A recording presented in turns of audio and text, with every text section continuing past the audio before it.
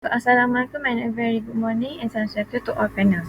So my name is Amira Nurbalkis binti Muhammad Riza, and today I'm going to present on my pre-thesis project, the Intergen Creative Hub, on the application of parametric facade design in optimizing the daylighting efficiency in institutional building. So the presentation will overview on background research, introduction to the site, design development, perspective, and also technical. First, I will present on the background research. So the main issue that I cater is the social issue, which are the elderly in Singapore face increased risk of depression and suicide. The depression and anxiety remain a concern for Singapore youth, as we see a lot of individuals get older and have their health problem increase.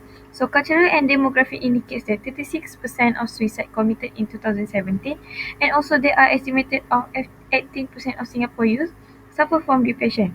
Next is on the daylighting issue, which I cover on the daylighting in healthcare, workshop, and also institution.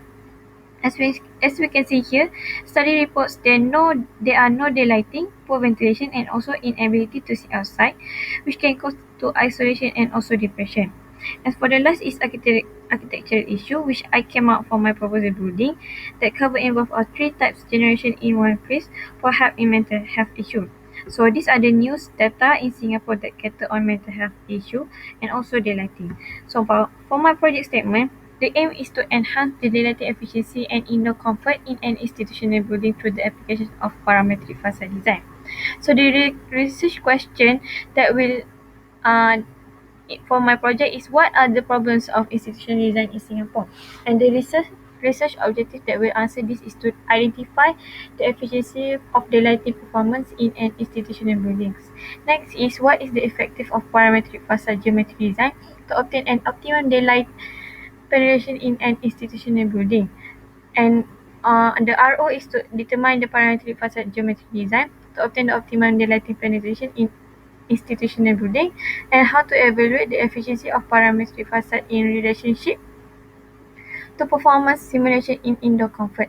The RO that will answer this question is to evaluate the efficiency of parametric facade in relation to performance simulation in indoor comfort. So this is some of the literature reviews for this semester project, mainly cover on the application of parametric facade used for daylighting assessment and simulation performance. So there are three case studies that I choose to make reference, such as one, Ocean Thematic Pavilion, which cover on the facade. And next is intergenerational housing, and also Cube House cover on my building programs. So next is the introduction to the site. So our site are stated in Punggol, which is the Singapore North-East region, which consists of 11 districts with a total area of 9.57 square kilometer. Punggol 21 Plus is to revitalize the town, which more future development is going to happen.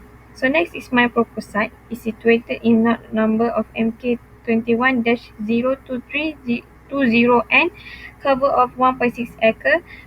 So it's a reserve area with a plot ratio of 3.0. So our site is located between HDB housing, Waterway Point, and also Punggol MRT station. So next is on the design development. So the client that I choose is URA and also Singapore Association for Mental Health. So my design intention for this project is how intergenerational relationship can transform our future. So the idea is to blend the generation of children, youth, and elderly into one place, and also to diminish the age-related stereotype and elderly on both sides, which can lead to improved services and also older adults. So the program will be focused on critical thinking, problem solving, sense of purpose, and also influence in social connection. So the building program design consideration must take into account such as age neutral design, spatial integration, play equipment, technology and management, and also these are some of the building program.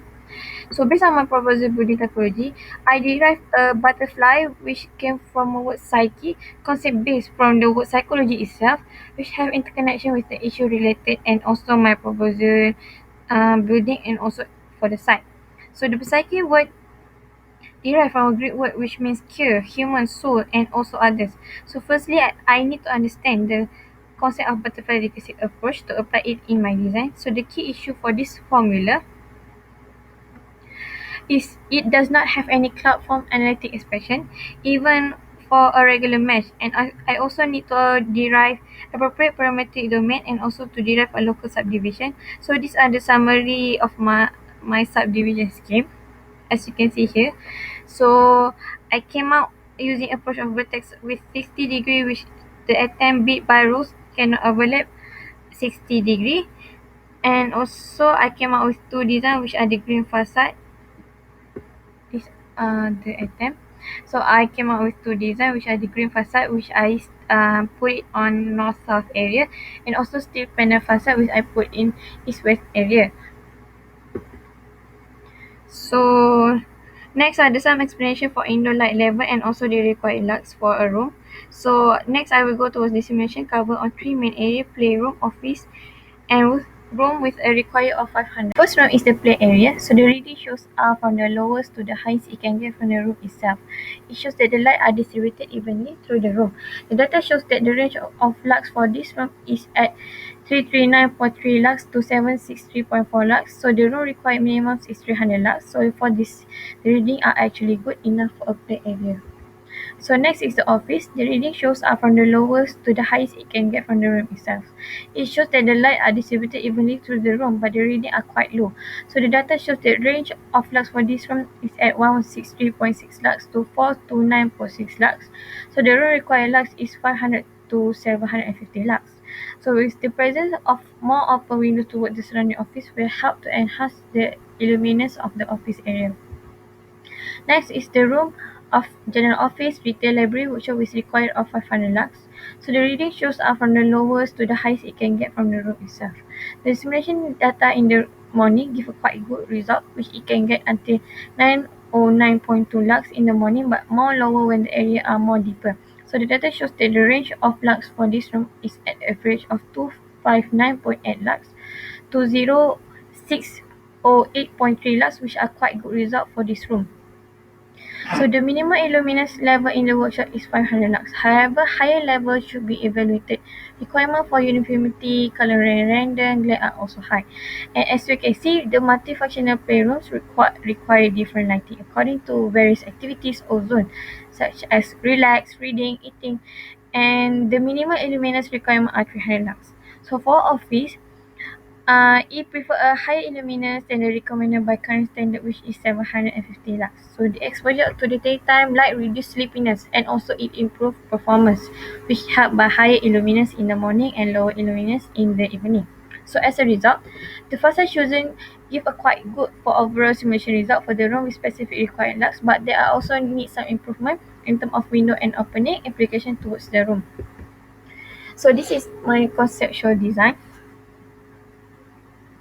So start with the site clear, and then I start to zoning the spaces. Then the proposed building I volume up so I can see the possible shape of the building. So I reorganize the context back and make